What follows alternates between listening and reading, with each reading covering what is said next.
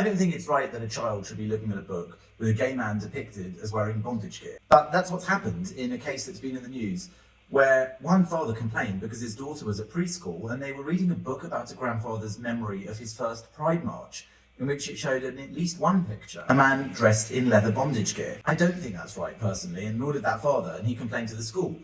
I wonder what it is that made people in that preschool defend that decision. Why on earth would they think, when it was brought to their attention, that was a good idea for little kids? Of course I'm all for gay people having equality of treatment, not being the victims of prejudice and not having people persecuting them, but I think that in cases like this, something's gone very wrong.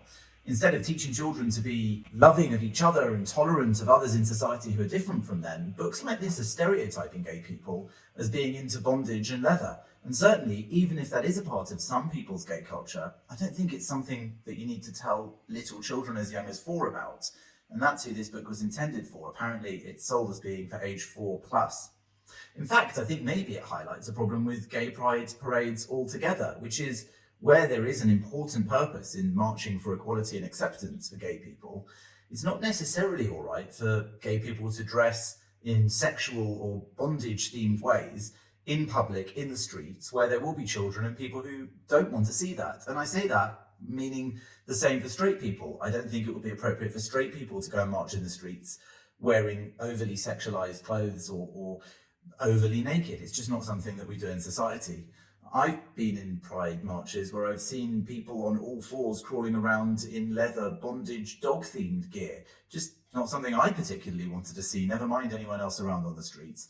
And I think that it perhaps gives gay people a bad name when that puts forward the message to the public that all gay people are like that. All gay people aren't like that. All straight people aren't like that. In fact, gay people are all different in many different ways.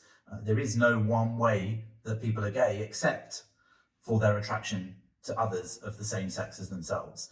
And I think ultimately that's where books like this have gone a bit wrong and where schools have gone wrong, giving them to such young children. Now, the interesting thing is that this father, when he complained, was told that actually children wouldn't understand that message, that picture, as being erotic or sexual, so it was okay.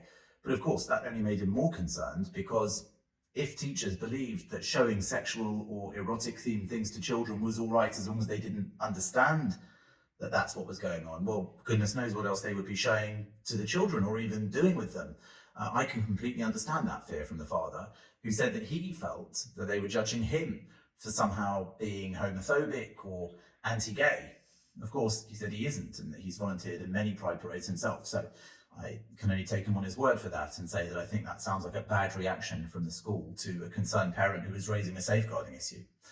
Altogether, I think there's been something of a problem with how many gay people or gay activists or those acting on behalf of gay people have been pursuing equality. Once upon a time, gay pride was about reaching equality and fairness for all gay people, so that gay people could get married, gay people could have children, gay people could be treated fairly in society.